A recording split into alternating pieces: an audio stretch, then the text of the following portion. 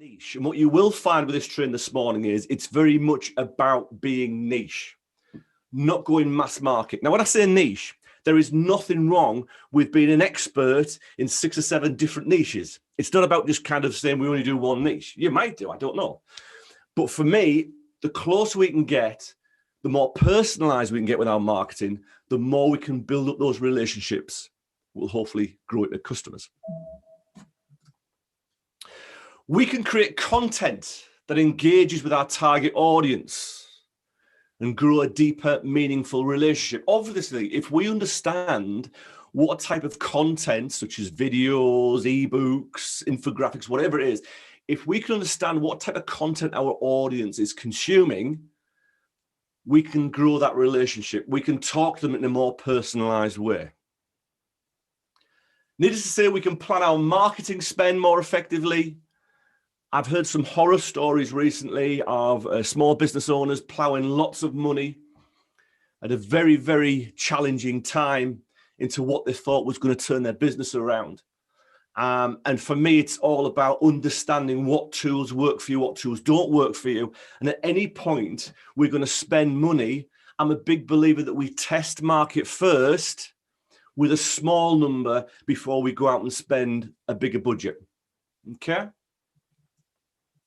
And finally, we can prepare for any last minute changes, hiccups, or wider issues out of our control.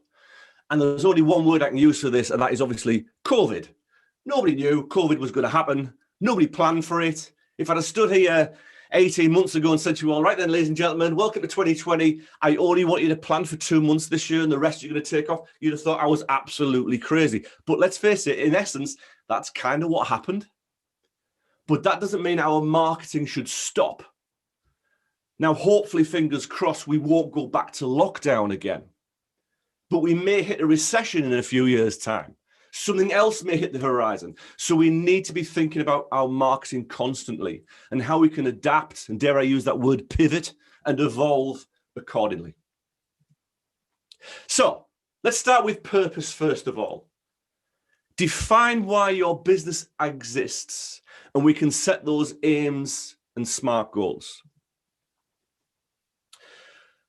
Purpose is all about the reason for which something is done or created, or for which something exists. Nick that from the dictionary. There's no better book if you're looking for words. So let's start with our business aims first of all. Now, I'm sure you've already thought about these, your business aims. And what I say with purpose, business aims and objectives, these aren't set in stone. It's not like that business plan that we write when we first launch a business that sits on a shelf somewhere for the rest of time, yeah? We keep looking at our business aims and keep changing them and evaluating them. Are they working? So when we look at our business aims, these are the goals a business wants to achieve in a set time period. Now, they could be short-term, quarterly, half-yearly, or annually. Or they could be long-term, 3, 5, 10 years. Now, for me, I try and plan for both. I look at the next 12 months and break that down into quarters. And then I think to myself, where do I want to be in 3 to 5 years' time? And I'm sure if we've all done this, we've got this kind of vision where we want to see ourselves, whether it's sat in some luxurious office on the quayside in Newcastle or sat on some luxurious beach in Barbados. It's something on the lines of that. That's our ultimate aim. And it's also important that at some point, if we are planning on getting out of our business or selling it or recruiting in, we need to have that in mind as well. And I've just put here survival, increased profit growth, increased market share are the most common types of business aims. So have a think about what those business aims look like. These are the overarching. These are the things you want your business to achieve. Because once we can establish those and understand those, we can then start to think about our marketing objectives. And our marketing objectives are basically, how are we going to use marketing to achieve those aims? How are we going to implement our marketing plan to achieve those business aims? One of the best models that I use is the SMART model. It's ancient. I'm sure most of you, if not all, you come across this. SMART meaning specific, measurable, achievable, realistic, and timed. So what do we mean? Specific. Objectives must have a specific focus, and outcome. What exactly do you want to achieve? If you want to get 100 new people into your Facebook community, that is very specific. If we say we want to get them in there in the next 3 months, better still. So we need to be specific. I see a lot of goals which are quite hairy-fairy. Yeah, I want to do world domination in 5 years. What? Let's keep it as specific as possible. The reason being as well that when we look back, and we're going to look back on our objectives, we can check exactly where we are at a given time. And let's face it, world domination is very, very tricky to measure. So think about those specific goals. Next, measurable. You will see throughout this, I'm a big advocate of constantly measuring what we do. It's so important, especially at the moment, because things are changing every day. So think about those metrics we can apply to our objectives. And when I say metrics, those things that we can specifically measure. Days, months, years, number of people, whatever it looks like. Think about those quantifiable metrics. Achievable. Objectives must have an achievable outcome to reach your overall goals. Again, world domination is great, but can you do it on your own? Is it the case that to achieve this, we need to recruit tens of thousands of people across the world? Yeah. Think about those achievable objectives. How are we actually going to get there? Next, be realistic. Think about where you are now. I'm sure most of us watch Dragon's Den. And the big thing that always makes me irk is when someone comes on, they value their business at something crazy, 50, 60 million pounds, and yet they've only turned over 50,000 last year. And by year 3, it's going to be where, and it's like, how realistic is that? How realistic is that? Absolute madness. And again, we don't want these objectives to be a whipping stick that if we don't reach that world domination, we're a failure. So keep them realistic. And finally, timed. Make sure you set those parameters, those timings. Really, really important. Because if we don't, we'll just keep going on and on and on and on and on and on. And we never know if we've achieved anything at all. So those are our SMART objectives.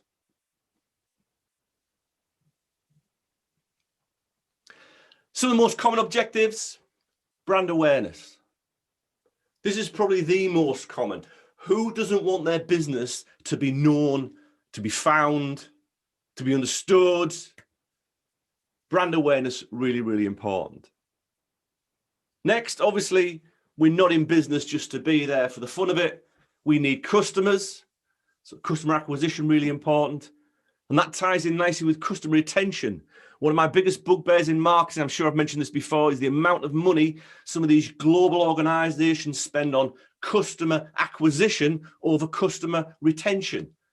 For me, if you've got customers who know, like, and trust you, I'd be making sure they're kept regular up to date, topped up with happiness and joy and all that goes with it. Yeah. Why would I ignore them and try and acquire new customers? You may want to launch a new product or a new service.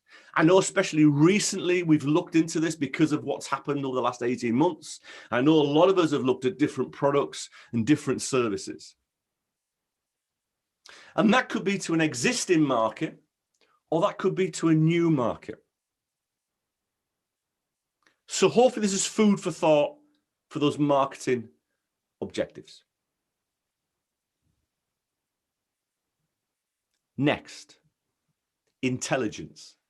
Now, this has nothing to do with qualifications. This is all about understanding what you know about your business and your market. Really, really important. We can't make conscious decisions if we know nothing about the market we operate in. If you do not know where you come from, then you don't know where you are. And if you don't know where you are, then you don't know where you're going. And if you don't know where you're going, you're probably going wrong. Good old Mr. Pratchett. So intelligence, we have two areas. Customer, first of all. I'm sure we've all done some analysis on what our ideal customer looks like. And as I said at the start, for me, if we can keep it as niche as possible, the better. And I love these things called customer personas. It's just the traditional kind of customer profiling.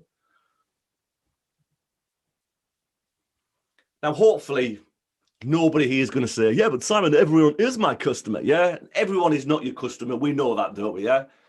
Granted, we want to sell to everybody. Of course we do. But ultimately, everyone is not your customer, unless, of course, you sell toilet roll. And even then, we all have our preferences, don't we, with our bog roll? So, you know.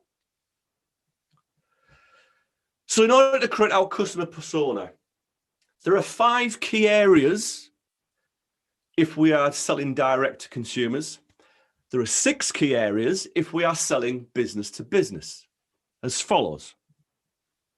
We start with our demographics first of all. Gender, age, status, location. We are living in a multicultural society, as we know. So again, we can't talk to everybody exactly the same. We know also that if we want to reach young people, putting newspaper adverts is not a great idea, is it? Likewise, if we want to reach a more mature audience, we might not advertise on TikTok. So we need to understand exactly who our market is and break it down. Next, what are their interests? What do they do when they're not working? It's surprising sometimes how we can turn those kind of relationships, those business relationships around by just being ultra human. I've sat in meetings in the past where it's been quite strained. And then suddenly you'll get talking about football or what your kids did at the weekend. And the whole mood completely changes. And let's face it, we say this, don't we? People buy from people. We all want the human interaction. So try and understand their interests. And alongside that, what their media consumption is. Are they active on Facebook? Are they active on LinkedIn? Do they use Twitter? Do they read newspapers? Do they watch lots of TV? Again, we can then hone in when we come to planning our tools later down the line.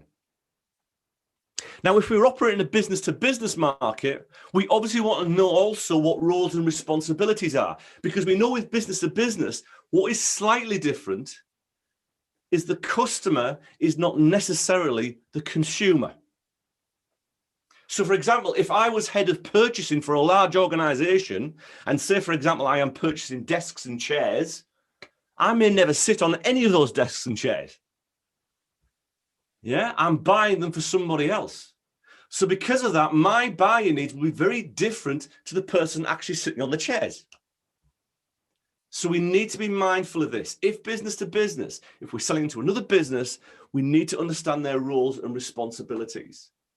And this is really important because when it comes to our solution, we're going to talk about how we're going to make their life so much easier.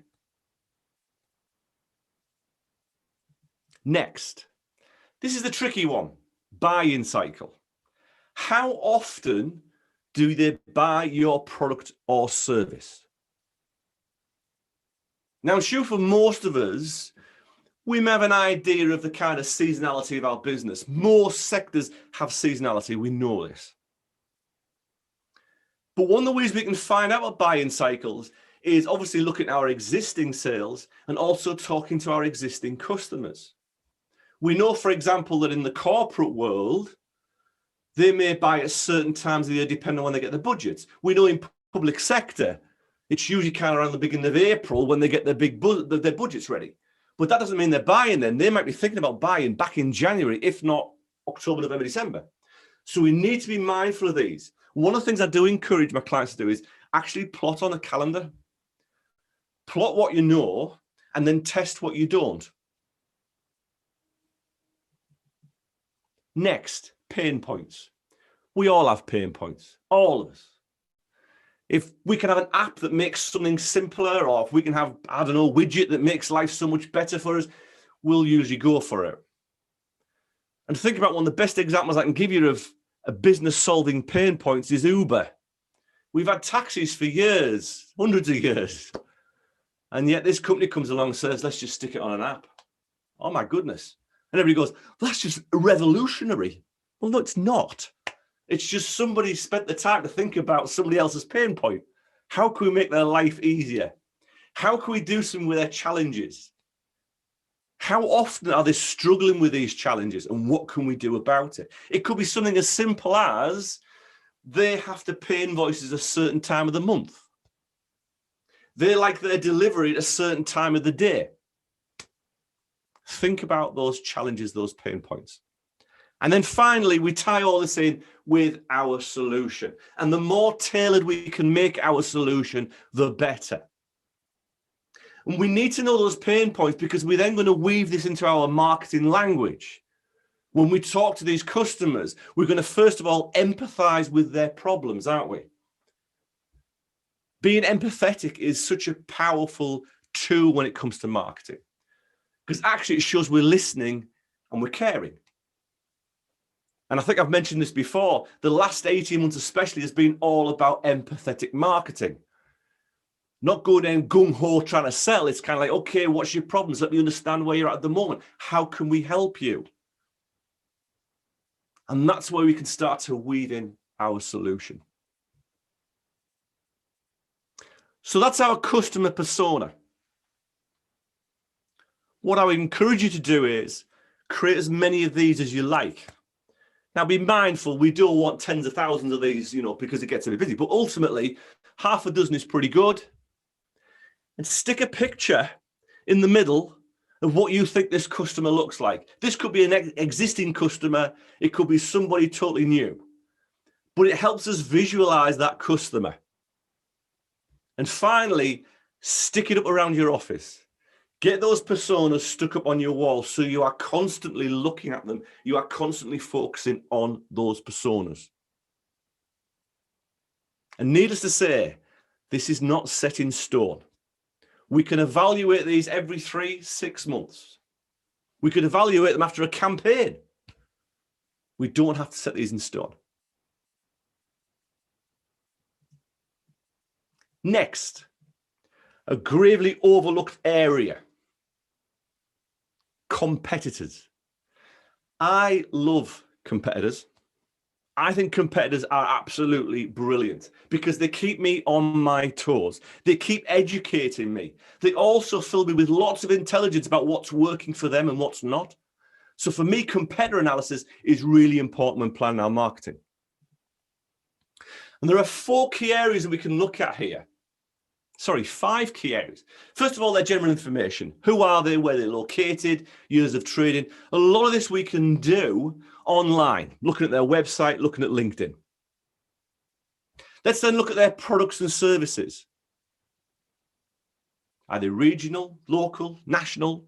Where do they sell? And within that, can we get any information on their pricing strategy? Is there different rates for different types of people, different tiers? Then we can do some research on their marketing. And again, we can use social media, we can use the web. There's actually a lot of free tools out there in which we can do. One of the tools I use is called Uber Suggest, UberSuggest, Uber Suggest, by a guy called Neil Patel. It's a free tool. I think you get up to 4 searches in the free platform. And that kind of tells you what competitors are doing, what they're up to. Gives you keywords as well. It's mainly an SEO tool, but it's a useful tool to use. And there are lots of others out there where you can see what our competitors are doing with their marketing. And then finally, really important, final observations. It's not the case that we do this research, stick it on the shelf and move on. We actually follow these competitors. We can set up an alert in Google. Every time that business is mentioned, we get an email from Google saying they've been mentioned. We can do some social media searches, can't we? We can follow them on LinkedIn, Facebook, whatever it is, and see what's happening regularly. So keep an eye on those final observations, because that's where we learn those trends. So for example, if one of our competitors is suddenly recruiting, why? What have they hit upon? Have they got a new product service they're going to launch? Have they discovered a new trend? Are they going big on a specific area? This is all intelligence for us when we're planning our campaign. Next, our proposition. So we know what we're doing. We've got our aims and objectives. We've done some market research, so we know what our market looks like. We put all that together now and we start to think about, well, actually, what are we going to go to market with? And this is where we establish this thing called the USP. Very scary word, USP. Unique selling point or unique selling proposition, depending which school of marketing you came from, yeah? And people worry about USPs because, well, unless I'm not creating a new type of fresh air, I haven't got a USP. Strategy is based on a differentiated customer value proposition. Satisfying customers is the source of sustainable value creation. Satisfying customers. That's what we're in business for, isn't it? That's what we exist for. Satisfying customers.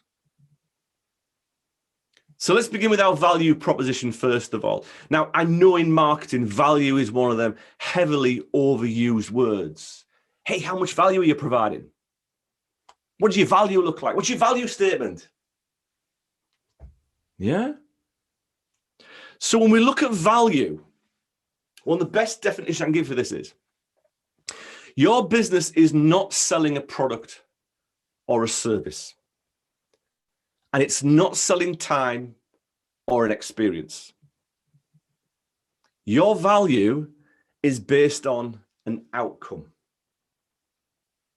What will I feel when I experience your product or service? What is the outcome?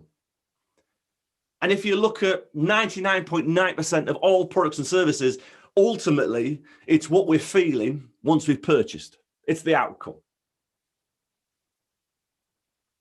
When we talk about outcomes, it's that perception of value, what we think we're getting. And if we've got our marketing right, hopefully that aligns with the experience that they get. Yeah? What I think I'm getting to what I'm going to get.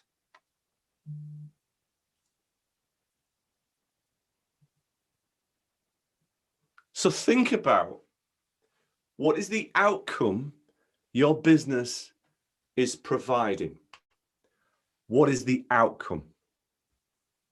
I think I mentioned at the bottom of the last slide. Is it a change of mindset?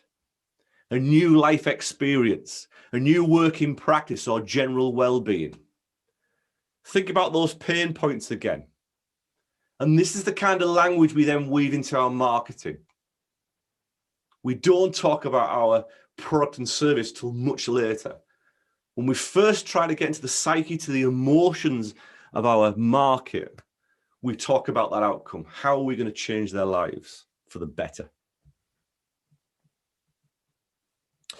If you're stuck with some ideas, there's 5 key areas we can think about here.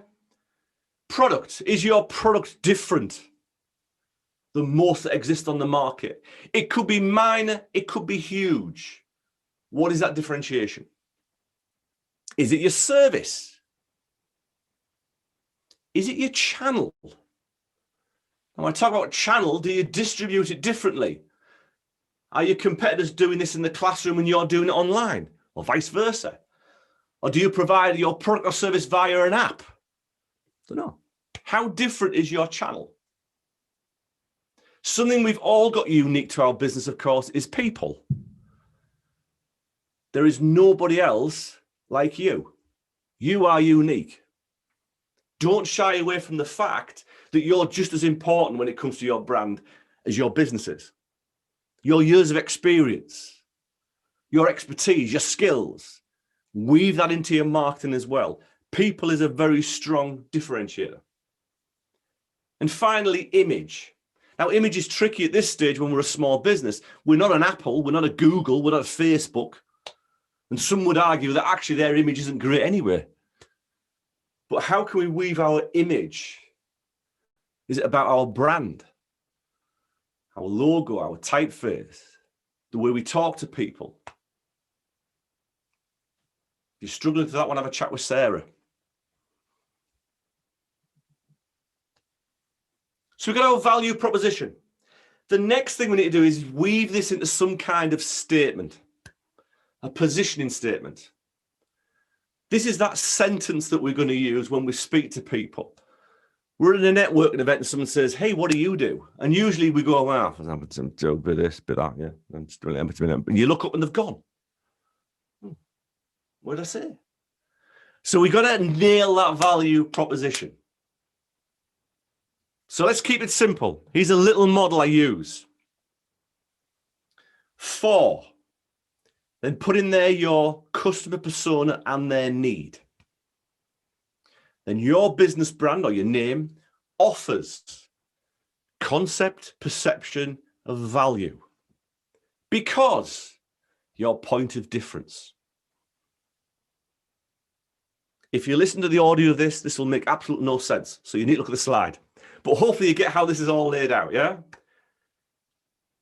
4, who your customer persona and what their need is. Then your business or brand or your name offers what the concept is and that perception of value, what that outcome is.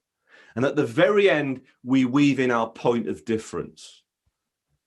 Could be minor, could be colossal. But trust me, no one else will have a position statement like this if it comes directly from you.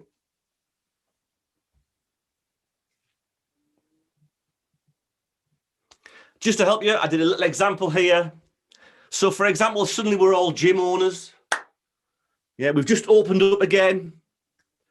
And we've got our gym, which is for young professional people seeking stress busting, relaxation services. So already I've nailed this particular niche to young professional people. My persona will probably tell me that they're 25 to 35 years old. Yeah, I might even have a salary, 25 to 40 grand a year. I'll have an idea where they live, what they buy. Yeah, see what I've done? Just like that, yeah. And I know they work hard, so they need stress busting relaxation services.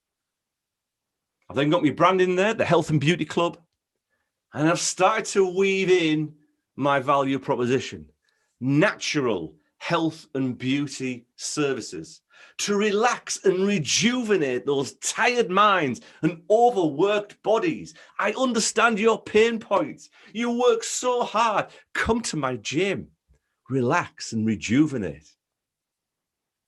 And then I finish it off, just in case they're not totally sure, we have an unrivaled reputation for delivering high quality wellness services in our state-of-the-art club. There we have it, our position statement. We might have 3 or 4 of these for different audiences. But have a think about what your positioning statement sounds like. Don't all open a gym. Next, tools. This is one of the more trickier areas of our marketing planning. Choosing the right marketing tools. Now, I know with small businesses, there is a lot of pressure to be on every social network. So what we see is that, yeah, I've got 8 social media accounts on Facebook, Twitter, Instagram, Pinterest, TikTok, LinkedIn, Bob's your uncle. I'm on them all. What are you posting? Picture the cat. Mabel made a lovely cake the other day. It's all on there. Okay, fine. Does it work? Don't know. We need to be a lot more specific about our tools that we choose. And for me, again, the smaller, the better. Especially when it comes to social media. I would advise anybody to have maximum of 3 platforms. Even though I don't, but that's a different story. I'm in marketing. But for me, 3 platforms, 1 dominant and 2 support. Yeah, 1 dominant and 2 support. The dominant one is where you're going to spend the most time of your social media activity. There's a simple rule. You say it again and you say it again, and you say it again and you say it again. And you say it again and then again and again and again and again. And about the time you're absolutely sick of saying it, it's about the time your target audience has heard it for the first time. Simon, I've run a Facebook ad and nothing's happened. You've run it how long? I ran it for 4 hours yesterday. I spent £2 on it around 4 hours and I didn't get any business at all. Okay. On average, the science tells us 8 times before we buy. We call these things touch points. We have to experience a brand 8 times on average before we buy. And I always give the example of, imagine when you go and buy a new car. We don't just wake up and go, hey, I want a new car. Yeah, first of all, we've got that thought, I think it's time to update my car. Then we go online and we do a bit of research, look at different websites. We might buy magazines. We might talk to friends and family. We might go around a few garages and showrooms. These are all different touch points. And we've got to cater for each one. So when we're thinking about our tools, 3 key areas: intention, evaluation, and selection. Now, I would say this to all of you. When you get 5 minutes, sit down and think about all the things, all the tools you're currently using in your business and evaluate each one, the fors and the againsts, and be completely honest. Is it working? Is it not? Maybe look back the last 3 months. Or what you might want to do is look back the last 3 months and then look back the last 3 months of 2019, 2020. What's changed? What's different? Kind of do those reviews. There's quite a lot of different tools out there. Quite a lot of different stuff going on. Now, what I would say is that if we've got our customer personas right, a lot of this will eradicate. Because if we're aiming for a specific type of buyer, they may only hang out on Facebook. They may only read blogs. They may only listen to podcasts. So we don't need to go heavy on the printed stuff. We don't need to go heavy on the advertising stuff because we know there's a specific kind of media they will consume. So again, think about those personas, how that ties in with your tools. For me, there are 6 key tools that every small business should have. Brand identity. A business card? What's a business card? You don't mean those credit card things that you used to hand out in thousands at networking events, do you? Yeah. People still like the touchy-feely stuff, you know. They still like the tangible. But please don't put it into your hand when you shake a hand. That's just cringeworthy, That's happened a few times to me. Shaking hands with somebody, you pull away and there's a business card stuck. Oh, that's really, yeah, that's cool. That is well done, yeah. Yeah, and the print stuck on my hand, actually. I can't read your name anymore now. So, yeah, don't do any of that, yeah? But business cards are really important. It's that little bit of space that gives us just stuff we can put in there that tells about our business. Put our positioning statement in there. How cool. Yeah? Website. For me, your website sits at the center of your marketing. We drive traffic to your website. It's the one media we control 100%. Yeah? Social media profiles, obviously, as I say, for me, 3. 1 primary, 2 secondary, 1 main, 2 support. A blog. A blog. Do blogs still go? Oh, yes, they do. Google loves blogs. Google loves fresh content. And the beauty of a blog is, and this is where it gets really, really clever, is we can write a 500 to a 1,000 word blog. There we are, right? We can then take that blog and use it as a script for a video. We can also use it as a script for a podcast. We can also take chunks of it out and make image posts. We can also take 2 or 3 blogs and turn them into an ebook. See what I'm doing? I'm not reinventing stuff and creating constant content. I'm using one quality piece and I'm repurposing it. And then what I might do is that every 3 or 4 months, I might refresh that piece of content and do it all over again. We don't need to be creating lots and lots of different content over and over again. And finally, networking. And I know you guys love networking because obviously you are here, you are part of Mint. So important. People buy from people.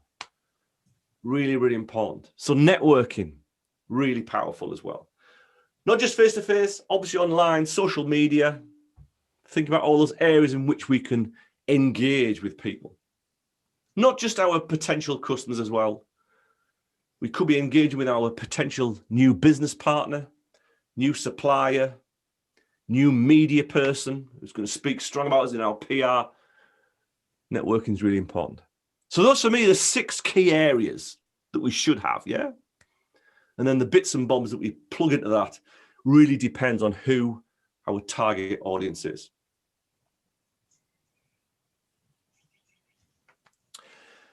Next, we get to the exciting bit. We have our tools. But how do we use those tools? We've talked about these things called touch points. Now, we can't use some tools to do everything. We need to be very strategic here, very specific. So we're going to use this thing called a funnel. Every contact we have with a customer influences whether or not they'll come back. We have to be great every time or we'll lose them.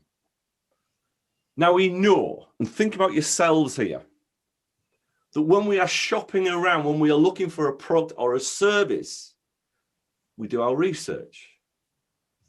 We go through that whole touch point thing, don't we? We don't necessarily decide on one individual piece of media. And usually the cleverer businesses have worked this into what we call the funnel. There's a funnel for you. Within my funnel, we have 5 key areas. First of all, we have awareness. To become a choice, you first need to become an option. If you're in a very competitive market, we need to be very mindful of this.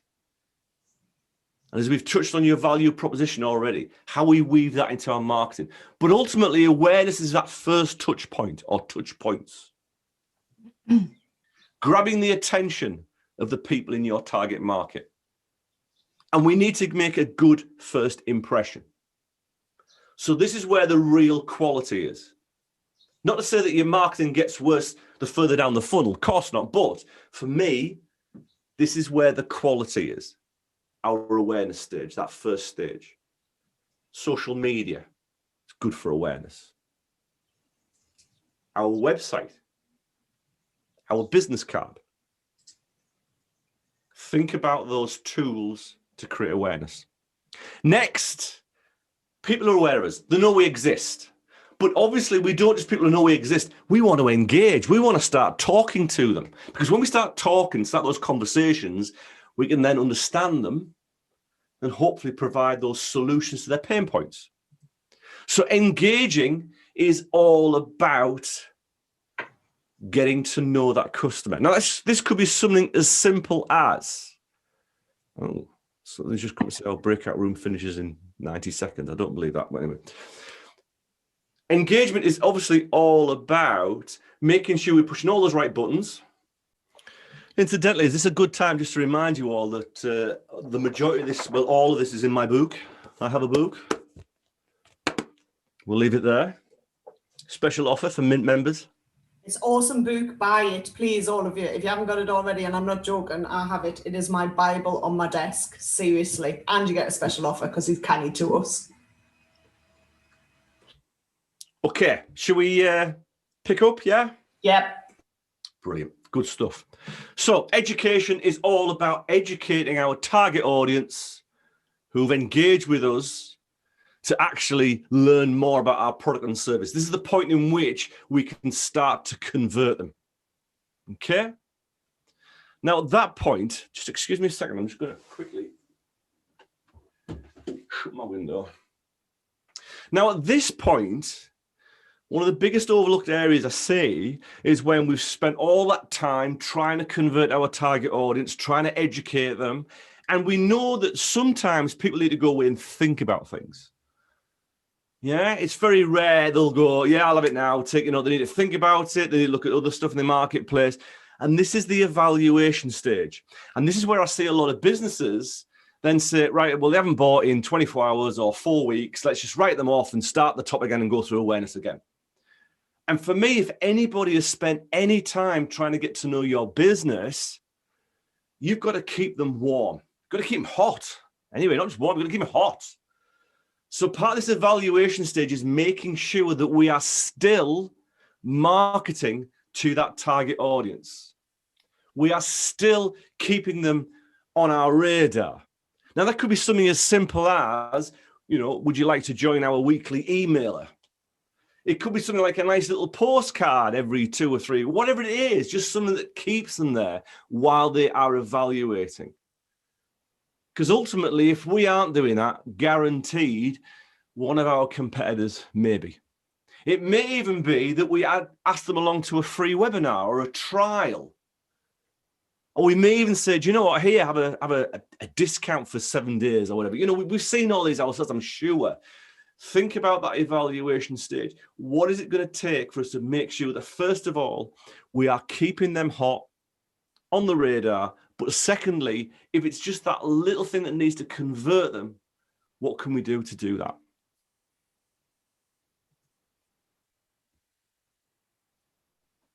Case studies is a great example. Testimonials, big advocate. I call this marketing gold dust. When somebody says how wonderful you are, it's not you saying how wonderful you are, it's somebody else. I encourage it a lot in all marketing, whether it's a case study, testimonial, whether it's a referral, recommendation, whatever it is, and try and get it down in a format that you can share. So for me, I'm a big advocate of LinkedIn, obviously, and I get people to always write me a reference or recommendation after I've coached them or after we've worked with them, and I've then got that as I can use that on my website, I can use it as a graphic across social media, and they're believable, they're authentic. It's not you saying how wonderful you are; it's somebody else. Finally, we have a sale. We have sold our product, our service. We have converted that cold lead into a hot prospect, a customer. But we know that that's only part of the conversion funnel. Because once we get a sale, we don't just say, right, then that's it, they're a customer, let's move on to other people now, We need to think about the process after that sale. What do we need to do then? Is it stuff like warranties or loyalty schemes or memberships? Is this some way in which we can give them some kind of subscription offer? Is it reduced payment? What does it look like after that sale, after we have that customer? What can we encourage to keep them happy, to keep them warm? And as I said earlier, for me, retention is just as important as acquisition, if not more so. Because all the hard work, or most of the hard work that's been done, that person has experienced your business, and hopefully they know, like, and trust you to buy more. And obviously they become your brand advocates as well. So hopefully they're going to go out and tell all their connections, their network, what a fabulous business you are, and why they should buy from you.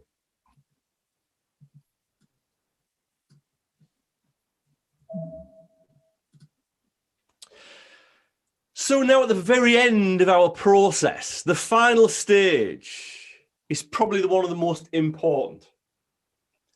It's where we look at our results.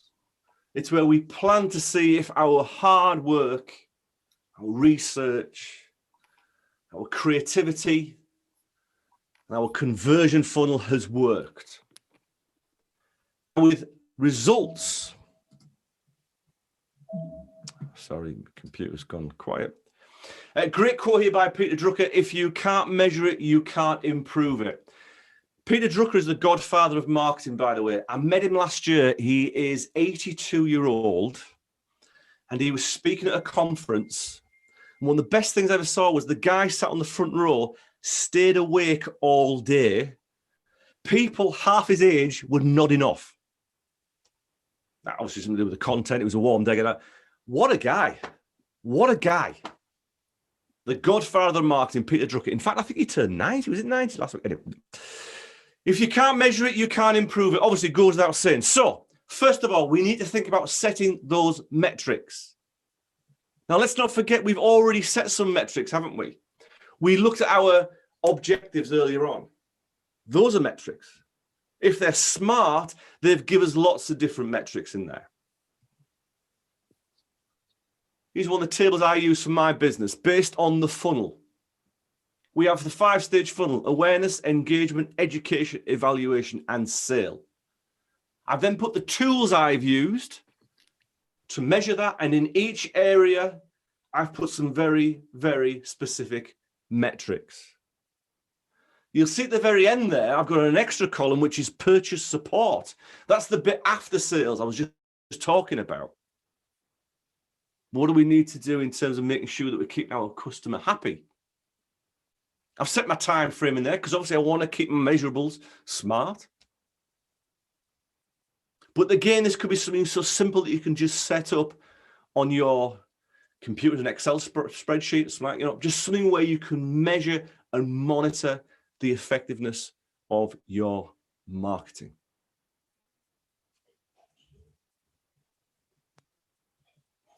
Just to give you some examples here, if we're talking about digital, we've got some tools. Obviously, Google Analytics is brilliant. I would strongly advise everybody to make sure that Google Analytics is plugged into the back of their website. If you don't know how to do it, there's loads of videos on YouTube showing you how to do it, or speak to a web developer. It's free. And the range of intelligence information it gives you is incredible. Now, obviously, it works in Google's favor because they've got access to your website and they sell advertising on the back of that. But for you, an incredibly powerful tool. All social media platforms now have their own analytics. Facebook's is really good. Email marketing, if you're using an email marketing platform such as MailChimp, has a built-in analytics platform. And likewise, if you're doing pay-per-click advertising, or even Facebook advertising, there's analytics plugged at the back of that as well. So in terms of measuring your digital, there are lots of great tools out there. If we look at something more traditional, like our press and magazine advertising, we can't get so specific about those metrics. So what we might need to do is put some kind of mechanism in place we can measure. So for example, it could be a very specific domain name on that advert. It could be a link to our website. It could be a code that people have got to use to access something. That's how we can measure that. And then finally, of course, we can measure in terms of face-to-face meetings, telephone calls, actual sales. We've done all this great work. We've got our, marketing plan in place, but are we actually converting? Make a little number of how many face-to-face meetings I had this month. And obviously when we talk about face-to-face at the moment, that can be Zoom as well or Teams. How many of those face-to-face meetings are we having?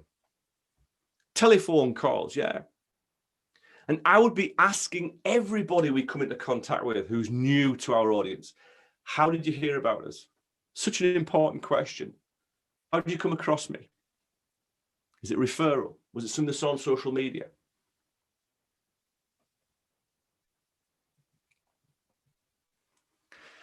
With all measuring, we've got to keep reviewing. It's not a static activity.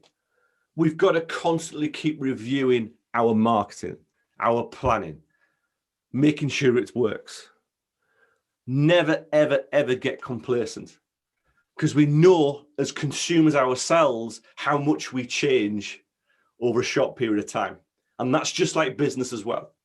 So constantly be reviewing your marketing plan, constantly reviewing those metrics, constantly looking at those objectives, those aims, those tools. And as I said at the start, for me, if you're trying something new, test market it first. Test market first with a small group before you invest big. And there we have our 6-stage process. Purpose, our aims and objectives. Intelligence, where we understand our market. Proposition, where we start to think about how we talk to our market. The tools we need to do that with. the process, the funnel we're going to use, and then ultimately, how are we going to measure all this? That is your 6-stage marketing master plan. It works. It works. It's worked for me. It's worked for my clients. This works. I sound like a politician all of a sudden. I'm going like kind of politics. Vote for me. Vote for me. It works. And there endeth today's lesson. We've not been cut off again, which is great. Thank you. So I'll tell you what I'll do. Hilarious. Hilarious. That was brilliant. Thank you very much. Has anybody got, I'm conscious of time, I know this. No, just keep going, Simon. Honestly, get as many questions in as possible. We have spare time. We're fine. Anybody got any killer questions? Anything they've sat there and thought, I've really got to ask this? Obviously to do with marketing. I can't lend you money at the moment. Anybody? Do I just start talking? I don't know. Go for it, Catherine. Go for it. So I'm trying to target a new audience that I've been trying to target for a while, but not really focused on them. So I really want to start focusing on them. But I find, because they're business owners, so it'll be business to business, I find that they're just incredibly busy people, which is why they need me. But how do I find, what's a good way to find out what they're consuming, what they're looking at, what they're reading? Shall I give you a top secret tip of how you get in front of anybody? Yeah. You ring them up and you say, or you send me and say, I'm researching for a blog. I would love to interview you. Okay. Are you free for 5 minutes? Okay. It could be a blog, it could be an ebook. The bigger, the better, the more grandiose. So I'm writing my new book. I'd love to interview you. Don't talk in accent, obviously. Is there any chance I can have 5 or 10 minutes of your time? I will supply the coffee and the cake. Literally, that's all I need. I'm speaking to other business owners and entrepreneurs as well. You know, really build it up. Yeah, any chance I can get it. 9 times out of 10, they'll have you coming through the door. The golf will be put off. Yeah, come in. I'd love to speak to you. Yeah. Really powerful little tip that. Okay, thank you. That's doing it underhand. Doing it above hand, yeah, this is really, really tricky. You're right. And you've got to remember, right, that anybody you want to talk to, there's always that question, what's in it for me? What's in it for me? And that's why that works really well, the whole kind of interview, because obviously they're getting something out of it as well. So in terms of approaching those people you want to work with, it really is thinking about what am I going to give them in return for getting something, you know, in terms of research. Because ultimately, if you can speak to that ideal buyer and get that intelligence, that is powerful, powerful stuff. But not only that, it's you getting on their radar as well. So it's almost like it's like a mini kind of sales pitch, isn't it? You know what I mean? Without trying to sell. But there's two, you know, I mean, I keep going about LinkedIn. LinkedIn's great for doing so much research. Again, looking at your competitors, other competitors in that market who are targeting the same kind of people. What are they doing? Have a look at some of their comments and feedback. It's not easy, but no research is. You know what I mean? Especially when you're working with new markets, it never is. Unless you've got mega books where you can send people out, it's really difficult. So you've got to use as much as the free tools as you possibly can. And for me, social media and websites are probably the best. Is there a newsletter you can sign up for on their website? You know, also sometimes if you look at media relations, a lot of the bigger companies will have a media relations page or section on their website. Have a look at that as well, because that'll tell you stuff that's going on in the market. And, you know, does that help? Have I just confused matters further? No, that's great. Thank you. Any other questions, guys?